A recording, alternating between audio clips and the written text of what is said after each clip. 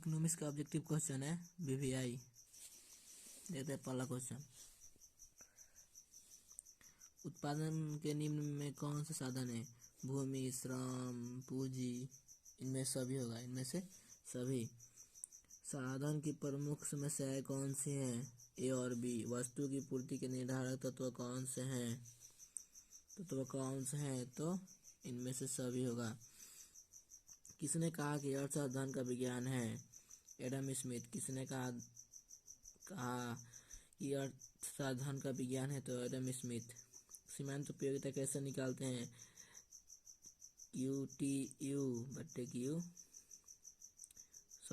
कोटीयू बटे coat Q.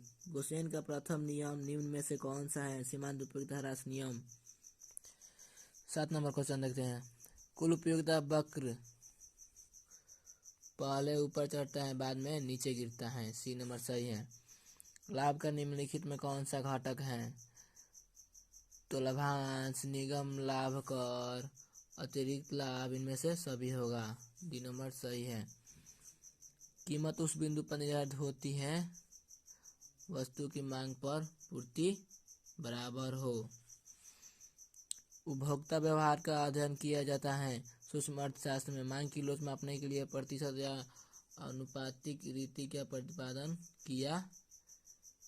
Flux अंतिम संतुलन दशा में एमसी वक्र एमआर को नीचे से काटता है। बाजार के निम्नलिखित में कौन सी विशेषता है? बाजार के निम्नलिखित में कौन सी विशेषता है? तो क्रेताओं की विक्रेताओं की स्थिति, एक क्षेत्र, वस्तु का एक मूल्य, इनमें से सभी होगा। जब पूर्ति वक्र एक अक्ष से आरंभ होती है तो पूर्व लोच डॉट डॉट के बराबर होगी इकाई। General theory of employment interest and money नामक पुस्तक लेखक कौन है? तो मार्शल होगा। एक आधिकारिक प्रतियोगिता की निम्न में से कौन सी विशेषता है? तो इनमें से सभी होगा। समष्टि अर्थशास्त्र में सम्मिलित हैं। समष्टि अर्थशास्त्र में सम्मिलित हैं तो 20%। निम्न में से कौन सा अप्रत्यक्ष कर है? निगम कर। थ्रेट इकोनॉमिक्स पॉलिटिक्यू नामक पुस्तक लेखक कौन है? जेबी से। राष्ट्रीय आय लेखांकन विधि के जन्मदाता हैं जे.एम. कीन्स। साधन की प्रमुख विशेषताएं कौन सी हैं? ए और बी। भुगतान शेष के अंतर्गत निम्न में से कौन सी मत सीमांत सम्मिलित होती है? तो इनमें से सभी होगा।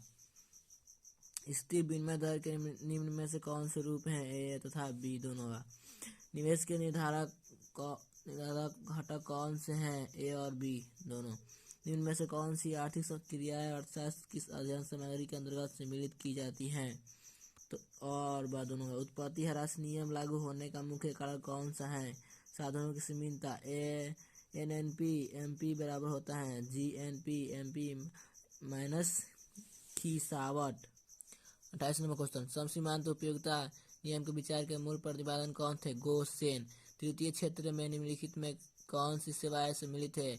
विनिर्माण। भारतीय रिजर्व बैंक ने पहली बार निजी क्षेत्र में नए बैंक को लाइसेंस जारी करने के लिए दिशा निर्देश घोषित किए।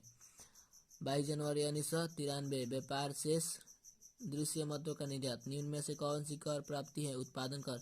राजकोषीय नीति के अंतर्गत में किसे शामिल किया जाता है? तो इनमें से सभी होगा। व्यापारिक बैंकों द्वारा स्वीकार की जाने वाली प्रमुख जमाएं कौन सी हैं?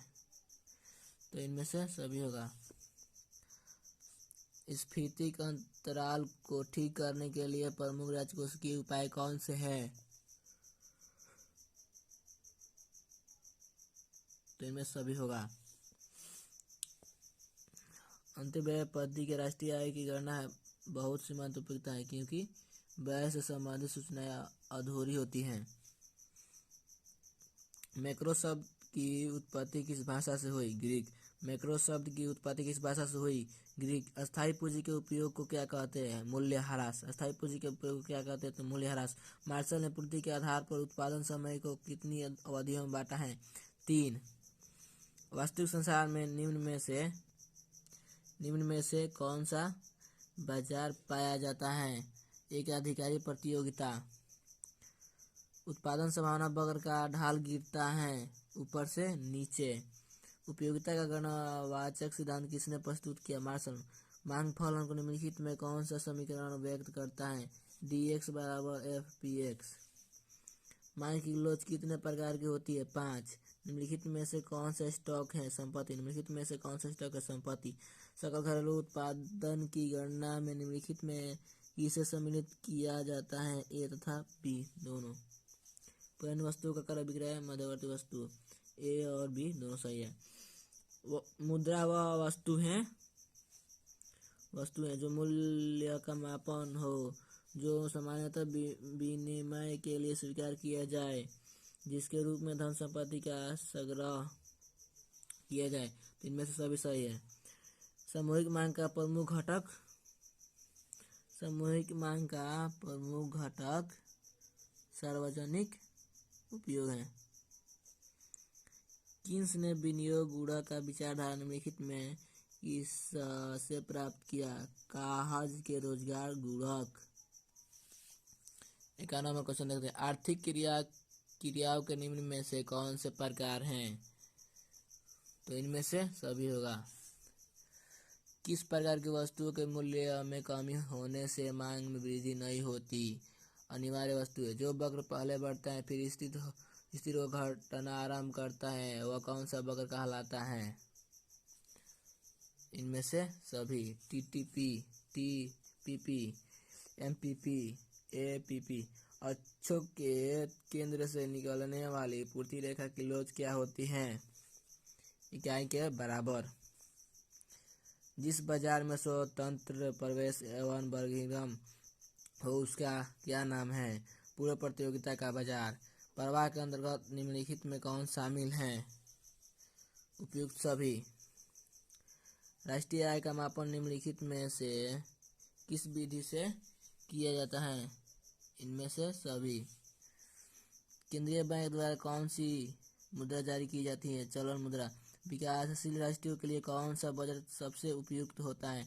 घाटे का बजट। स्थिर विनिमय दर के निम्नलिखित में कौन से गुणक है? अंतर्राष्ट्रीय व्यापार में वृद्धि। आप लोग अगर यह वीडियो पसंद आया हो तो लाइक कीजिएगा, शेयर कीजिएगा और कमेंट कीजिएगा।